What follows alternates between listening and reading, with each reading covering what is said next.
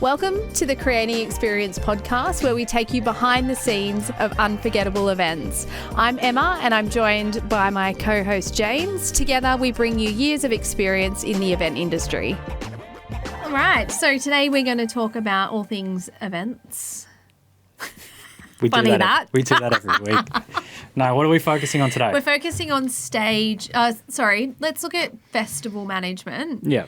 And what are the key roles in putting together staging, music? Yeah, we'll talk background. We obviously a couple of weeks ago did Glenworth Grazing. Yep. We looked after the production and stage management side of the lineup this year. So yeah, we're just go through the three key roles and how they differ and what they look after, being production manager, artist liaison, stage manager. Yeah. Because then the roles filter down from there. Yeah. So I guess start with production manager. Production manager. So production manager essentially helps pull all the elements together for the audio, lighting, vision, staging side of it. Yeah. Their role is to obviously they get all the technical requirements for the artists and obviously the staging requirements, and then depending on the scale, they might go out to multiple companies. In our situation, we can obviously handle all those elements in-house as one company. So I obviously made sure we had the right style of stage for the event with the correct off-stage space, and then making sure that the audio system worked for the event, the lighting system was sufficient for the event, backline was covered, and then under that I've got a team. So I had like front of house audio up, monitor up, stage audio hands, LX up. But yeah, my role is essentially to go through all the artist requirements and then cross-check that with what the actual promoters booked. And sometimes it's always best, we always prefer to obviously quote the job, knowing all the information. And that's like when we do it all in-house. From a talent side, we obviously do that because we like to make sure that the client's fully aware of what it's exactly going to cost them, rather than getting last-minute production requests come through. But then it's obviously my role is then to talk to, if any artists are bringing in technicians, to talk to them to make sure all their needs are covered. If they're bringing stuff in, making sure we know about it. But yeah, and then obviously on the day, anything that obviously gets escalated to a higher level then comes through us to sign off before we go, yes, we're going to make that change, or yes, we're going to deal with that. Yeah. Or it could be, no, we're not. You didn't read the production workbook. You didn't get in contact with us. Not going to happen. We didn't do that. No, we made it all happen. I was going to say. There was at one point I was like, eek. We didn't know about that, but yeah, the boys just made it happen. But that's the production manager role. I think then going back, so artist liaison is the person doesn't particularly have to book the talent, although it does help. There's two examples of that where, say for Central Coast Council, we book all the talent, then we're responsible for getting all the tech specs and then handing it over to production, which is what the production manager handles. Then it goes to production manager.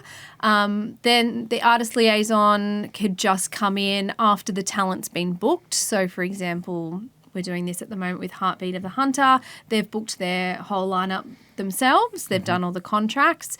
Now what they've done is passed all the information on to me as far as management details or dealing directly with the artists, and then it's getting all the bits and pieces that we need for production and then handing over. And then on the day, the artist liaison is then responsible for making sure the talent gets there, where they're going, making sure their riders are fulfilled, they've got comfortable dressing rooms, a place to go, and then making sure that they communicate with the stage manager, who the main contact is. And then it's the stage manager's duty then to get those artists on stage on time, keep the stage to time, kick them off if they're going overtime, or get really annoyed at them if their set is like 10 to 15 minutes short. Yeah, that too.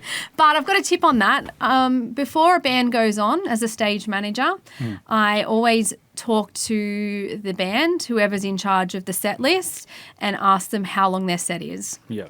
So how long is your set? How many songs have you got? So you can estimate if their set's going to go to time. Is one of my biggest bugbears with bands that are booked. I've done a podcast. I think we did a podcast on before this. on bands. Go back and have a look at the band's podcast if you're a band. But please make sure if you're booked for a 45-minute, 50-minute, 1 hour set, that your set is to time. Have more songs than less. Yeah. I guess. So that rolled straight into the stage management's role. Yes. But the importance of having a stage manager is that everything from the stage runs to time. It's the time element. It's because a time, yeah. I know from the production side of things, like all our stagehands are like, as soon as the band finishes, we're like madly just going and changing over everything that needs to happen in sometimes very tight time frames. So we completely lose track of the time at the end of the day. And that's where having the stage manager is like pushing to say, how long have we got? Yeah. What are we waiting on? Or like happened the other day where I got the call from the production manager or the front of house tech to say, we're ready to go. Let's go. And I said, no, we've still got 10 minutes. So you guys can chill for 10 minutes. Too good on the changeover. So I think stage management is a super important role that's completely overlooked by people. 100%. They don't think that they need one. But if you want your event to run to time and your bands that you're paying, some are really can be expensive. Could be very expensive and cost a lot of money. You want to make sure that that person is there, making sure that you're getting what you paid for as well. And I mean, my biggest bugbear is when people assume that the production techs are just going to do the stage management. They can't. I hate it. Yeah. It's like my guys aren't there. We're not there to stage manage. No. We're there to, whether it be the monitor up or the stage up, like we're there to make sure the changeovers happen to time. But that's where obviously sometimes maybe depending on the size of the job, the artist liaison stage manager role might merge. Yeah. But they are on big jobs, they are very two distinctive jobs. Because I know I've done stage management and artist liaison on the same job and I'm exhausted and I'm running everywhere because what I loved about Glenworth, for example, being the stage manager is being able to talk to the artist liaison to say, okay, how far away, their band's running late, how far away are they? They're in the background. Dealing with that. Yeah. I'm on stage making sure my bands are running to time or my changeovers are happening on time. So please, if you're doing any event, allocate budget to a stage manager. On the bigger events, allocate artist liaison. Stage manager. Yeah. Production manager. So they're kind of the three main key roles. But as you mentioned, there's like roles under that that can help with those. Yeah. But you need those 3 contact points. If you've got a festival that's got 3 or more bands on it over an extended period of time, those 3 are a must. And whether it's shared roles with particular stuff, that's fine. But you need to clearly know who's looking after those roles and where the line starts and stops. Yeah.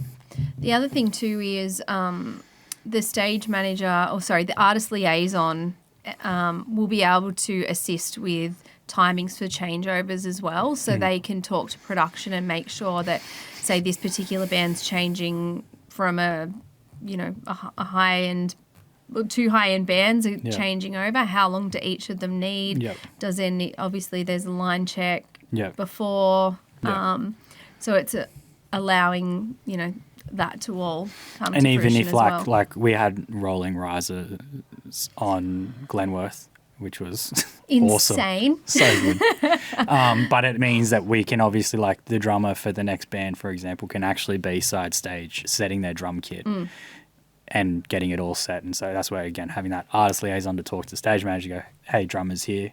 And you're like, great, you can go over there and start setting your kit up. Yeah. Major role. Yeah. So that's just staging, but then obviously if you're talking festivals, it can go right out to event management and you've got other roles, but they're kind of your 3 key ones for The staging. stage area. Yep. Yeah, I think that's it. That's I a think short there's and more. sweet one this week. Yep. But they're hot tips. Yes, please do them. Please do that. Or just book us. Or to just sort let us know and we'll just take care of it for We can you. sort it. Yeah. So, anyway. Cool. Catch you That's next a good time. one. See ya. Bye. So checking out the Creating Experience podcast. You can find the podcast on Spotify and Apple Podcasts, as well as YouTube. Be sure to check out our socials as well. We're on Facebook and Instagram and LinkedIn as well. And if you have an event coming up that you need assistance on, feel free to head to our website, www.jcentertainment.com.au, or give us a call on 1-800-JC.